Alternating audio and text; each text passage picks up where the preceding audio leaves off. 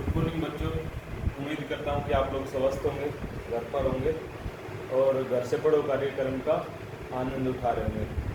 सरकार ने स्कूल ना खोल के ऑनलाइन एजुकेशन का प्रोविज़न किया है। उसमें हम नॉर्मल बच्चों के साथ साथ दिव्यांग बच्चे भी इसमें पार्टिसिपेट कर रहे हैं। दिव्यांग बच्चों के लिए भी ऑनलाइन एजुकेशन प्रोवाइड की जा रही है, नॉर्मल बच्चों के लिए। तो ये पूरा का पूरा इंक्लूसिव सेटअप जो है हमारा, वो घर से पढ़ो कार्यक्रम के अंतर्गत काम कर रहा है। आइए आज हम चर्चा करेंगे एक नए सब्जेक्ट के नए टॉपिक के साथ। आइए डिस्कस करते हैं। घर से पढ़ो कार्यक्रम में हम आज कक्षा 8 का सब्जेक्ट रहेगा हमारा सोशल साइंस, विषय सामाजिक विज्ञान और पार्ट नंबर 9। पार्ट का जो सब्जेक्ट है वो है महिलाएं, जाति एवं सुधार। पार्ट का जो सब्जेक्ट है वो मैं दोबारा रिपीट कर रहा हूँ, महिलाएं, जाति एवं सुधार। जैसा कि नाम से ही प्रतीत हो रहा है कि इस पूरे के पूरे टॉपिक में महिलाओं को लेकर चर्चा की जाएगी। और दूसरा है जाति, दूसरा जो वर्ड है वो है जाति। तो जाति के जो वर्ण थे हमारे पौराणिक जो हमारे कल्चरल सिस्टम था उसके बारे में बात की जाएगी। थर्ड है सुधार। जितने भी टाइम टू टाइम हमारे सोसाइटी में, हमारे कल्चर में रिफॉर्म आए हैं, जो सुधार आए हैं, उनके बारे में ये चर्चा की जाएगी कि वो कैसे कैसे किस टाइम किन किन लोगों या संगठनों के द्वारा प्रयास किया गया। और हमारे जो आज हम जो समाज देख रहे हैं वो समाज पिछले 200 साल 500 साल पहले ऐसा समाज नहीं था। उसमें बहुत सारी कुरीतियाँ थी जो धीरे धीरे करके दूर हुई हैं। आज बात करते हैं हम अपने पौराणिक काल की।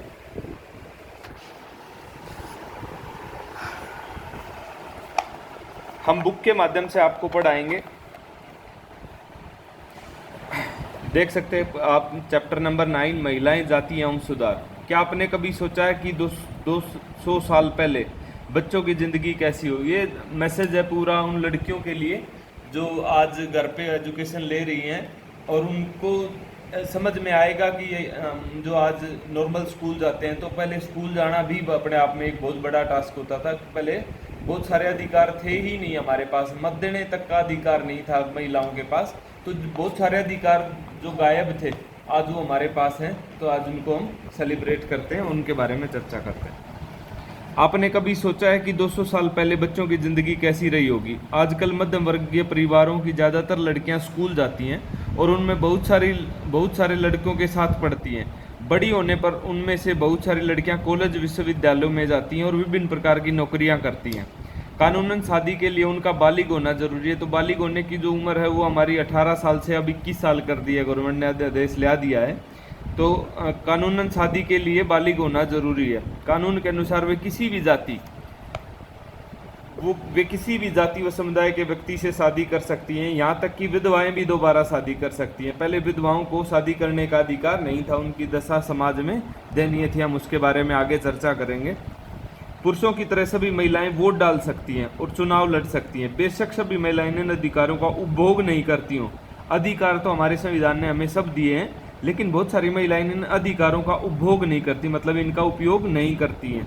गरीबों की शिक्षा के मौके मुश्किल से मिलते हैं, कम मिलते हैं या मिल ही नहीं पाते। बहुत सारे परिवारों में लड़कियां अपनी इच्छा अनुसार पति भी नहीं चुन सकती। 200 साल पहले हालात बहुत भिन्न थे। ज़्यादातर बच्चों की शादी बहुत कम उम्र में की जाती थी। हमारे समाज में बाल विवाह, विधवा विवाह और हमारा सती प्रथा और हमारा एजुकेशन जो सिस्टम था वो बिल्कुल जीरो के बराबर था। 200 साल पहले हालात हमारे बिल्कुल डिफरेंट थे। ज़्यादातर बच्चों की शादी बहुत कम उम्र में कर दी जाती थी। हिंदू व मुसलमान दोनों धर्मों के पुरुष एक से ज़्यादा पत्नियां रख सकते थे।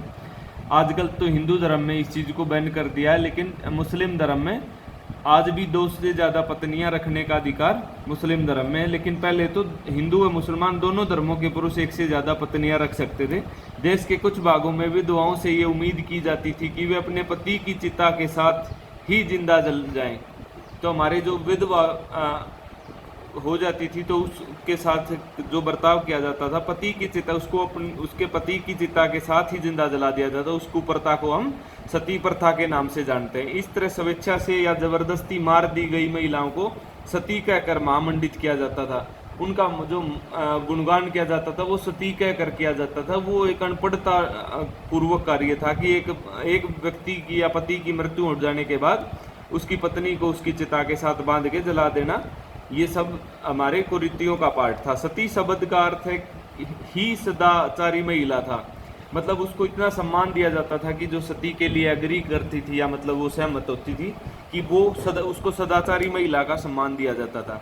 पर संपत्ति पर भी महिलाओं के अधिकार बहुत सीमित थे। पर आप सब जानते हो कि पहले हमारे समाज में और समुदाय में महिलाओं को संपत्ति का अधिकार नहीं था, लेकिन सुप्रीम कोर्ट के आदेशानुसार आजकल लड़का और लड़की का दोनों का बराबर का हिस्सा है। लड़कियों को भी जमीन के अंदर आधा हिस्सा मिलता है। शिक्षा तक महिलाओं को प्राय कोई पहुंच नहीं थी।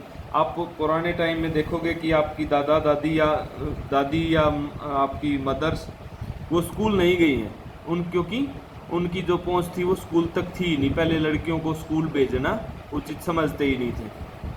देश में बहुत सारे भागों में लोगों का विश्वास था कि अगर औरत पढ़ी लिखी होगी तो वह जल्दी विधवा हो जाएगी। ये अंधविश्वास था कि यदि औरत ने पढ़ना सीख लिया तो वो जल्दी विधवा हो जाएगी। तो इस तरह की भी मिथ थे हमारे समाज में। ये फोटो देख सकते हो, ये किसी ने 1813 में बाल्थर साल्विन द्वारा बनाया गया। इसमें किसी को सती किया जा रहा है। ये महिला इसको धक्का देकर आग के हवाले किया जा रहा है। भारत में आने वाले यूरोपीय चित्रकारों द्वारा बनाई गई सती की बहुत सारी तस्वीरों में से यह एक है। सती प्रथा को पूर्वी समाज की बर्बरता के सबूत के तौर पर देखा जाता है। समाज में सिर्फ स्त्रियों और पुरुषों के बीच ही फर्क नहीं था, ज़्यादातर इलाकों में लोग जातियों में भी बटे हुए थे, ब्राह्मण और क्षत्रिय। हम नेक्स्ट टॉपिक की बात कर रहे हैं। हमारे जो समाज में जो वर्ण सिस्टम था या हमारे जो जातियाँ थी उसके बारे में ज़्यादातर इलाकों में लोग जातियों में बटे हुए थे। तो हमारा जो समुदाय था वो जातियों में बटा हुआ था। ब्राह्मण और क्षत्रिय खुद को ऊंची जाति का मानते थे। ब्राह्मण और क्षत्रिय अपने आप को ऊंची जाति का मानते थे। इसके बाद व्यापार और महाजनी आदि से जुड़ी जातियां जिन्हें प्राय वैश्य कहा जाता है। ब्राह्मण और क्षत्रिय जो थे वो अपने आप को ऊंची जाति का मानते थे। जो व्यापार से जुड़े लोग थे जैसे बाणिया, उनको हम वैश्य कहा जाता है। उनका स्थान उनके बाद आता था। फिर भी काश्तकार, बुनकर और कुम्हार जैसे दस्तकार आते थे। इसके बाद काश्तकार जो हमारे बुनकर और कुम्हार, ये तीन जो प्रजातियां थी इनको हम शूद्र कहते थे, जिन्हें शूद्र कहा जाता है। इस श्रेणी क्रम की सबसे निचली पायदान पर ऐसी जातियां थी जो गांव शहरों को साफ सुथरा रखती थी। जो साफ सफाई के काम में जो लोग लगे हुए थे उनको हम शूद्र कहते थे, और वो सबसे निचले पायदान पर उन जातियों को माना जाता था। ये ऐसे काम धंधे करती थी जिन्हें ऊंची जातियों के लिए दूषित कार्य मानते थे।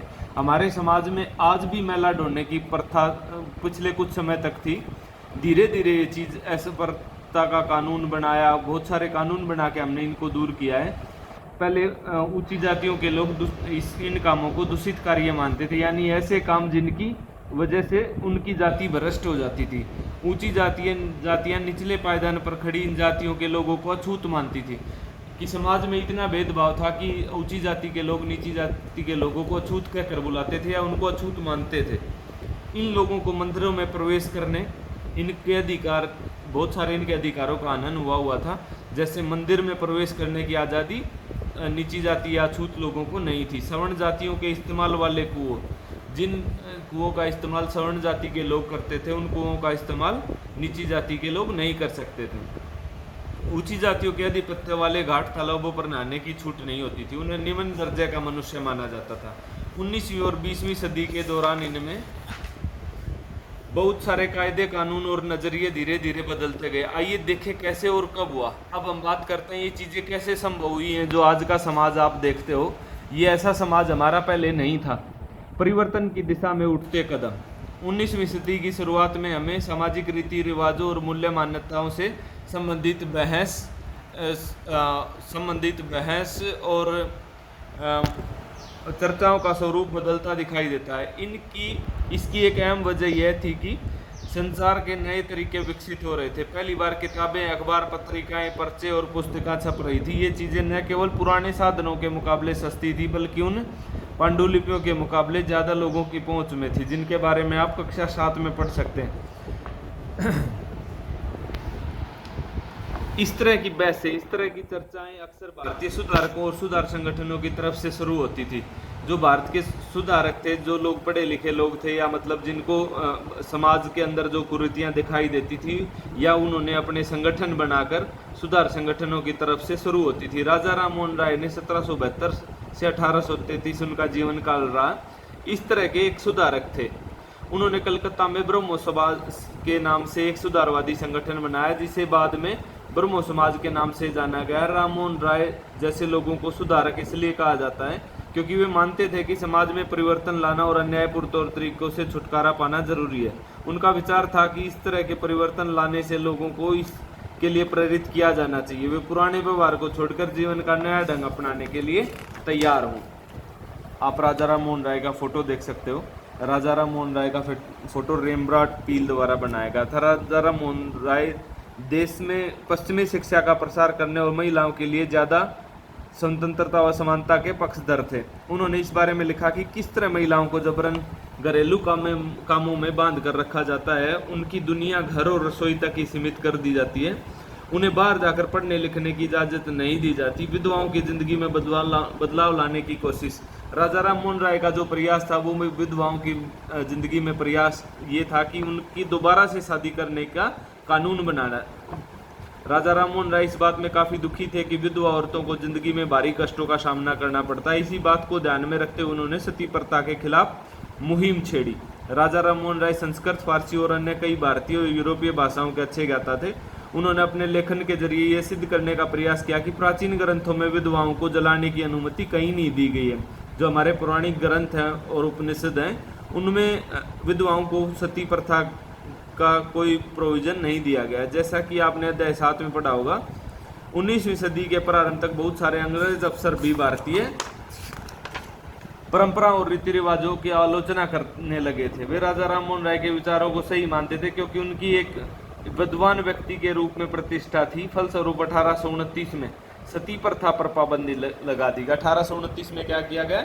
सती प्रथा के खिलाफ कानून बना दिया गया कि उसके बाद कोई सती प्रथा का फेवर करेगा तो उसको सजा दी जाएगी, कानून के सामने उसको दोषी माना जाएगा। राजा राम मोहन राय इस अभियान के लिए जो रणनीति अपनाई उसके बाद सुधारकों ने भी अपनाया। जब भी वे किसी हानिकारक प्रथा को चुनौती देना चाहते थे, वो अक्सर प्राचीन धार्मिक ग्रंथों में से ऐसे श्लोक या वाक्य ढूंढने का प्रयास करते थे जो उनकी सोच का समर्थन करते हो। इसके बाद वे दलील देते थे कि संबंधित वर्तमान रीति रिवाज प्रारंभिक परंपरा के खिलाफ है।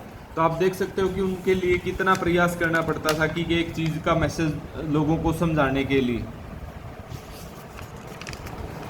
नेक्स्ट जो हमारे सुधारक थे, उदाहरण के लिए प्रसिद्ध सुधारक ईश्वर चंद्र विद्यासागर ने भी विधवा विवाह के पक्ष में उन्होंने तो राजा राम मोहन राय ने सती प्रथा के खिलाफ कानून बनवाया। ईश्वर चंद्र विद्यासागर ने विधवा विवाह के पक्ष में प्राचीन ग्रंथों का ही हवाला दिया। अंग्रेज अफसरों ने उनका यह सुझाव मान लिया और 1856 में विधवा विवाह के पक्ष में एक कानून पारित कर विधवाओं को विवाह करने के लिए अनुमति प्रदान की। अब उनका समाज में बहिष्कार नहीं होता था। आप देख सकते हो फोटो में स्वामी दयानंद जी का फोटो है। दयानंद ने 1875 में आर्य समाज की स्थापना की और हिंदू धर्म में जितनी भी कुरीतियां थी उनको सुधारने का प्रयास किया। लड़कियां स्कूल जाने लगी। लास्ट टॉपिक है हमारा, लड़कियां स्कूल जाने लगी। बहुत सारे सुधारकों को लगता था कि महिलाओं की दशा सुधारने के लिए लड़कियों को शिक्षित करना बहुत जरूरी है। कलकत्ता में विद्यासागर ने, बंबई में बहुत सारे अन्य सुधारकों ने लड़की के लिए जब स्कूल खोले, विद्यासागर सबसे पहला स्कूल कलकत्ता में विद्यासागर ने लड़कियों की एजुकेशन के लिए स्कूल खोला था। 19वीं शताब्दी के मध्य में इस तरह के प्रारंभिक स्कूल खुले तो बहुत सारे लोग उनमें जाने से डरते थे। लोगों को भय था कि स्कूल वाले लड़कियों को घर से निकाल ले जाएंगे, उन्होंने घरेलू काज करने नहीं देंगे। इस स्कूल जाने के लिए लड़कियों को सार्वजनिक स्थानों से गुजर कर जाना पड़ता। बहुत सारे लोगों को लगता था कि लड़कियां बिगड़ जाएंगी। उनकी ऐसी सोच के कारण ये सारा का सारा समाज में इस तरह की मिथ्या, इस तरह की गलत धारणाएं थी। 19वीं सदी के आखिरी हिस्से में आर्य समाज द्वारा पंजाब में और ज्योतिराव फुले द्वारा महाराष्ट्र में लड़कियों के लिए स्कूल खोले गए और मुस्लिम परिवारों के लिए भी स्कूल खोले गए। तो हमने आज इस पूरे के पूरे टॉपिक में हमने 3 टॉपिक पे बात की, महिलाओं, जाति और सुधार। और उस सुधार में हमने 2 चीज़ पे मेन फोकस किया। एक तो लड़कियों की शिक्षा पे और भारतीय समाज में जो महिलाओं को लेकर सती प्रथा और विधवा विवाह जैसे जो कानून बने हैं उनके अगेंस्ट जो बने हैं उनके बारे में हमने चर्चा की है। उम्मीद करता हूँ कि आप लोगों को समझ में आया होगा और आप बार बार इसको रिपीट करना। फिर भी किसी प्रकार की आपको कोई क्वेरी हो तो आप व्हाट्सएप ग्रुप पे दोबारा से पूछ सकते हैं। धन्यवाद।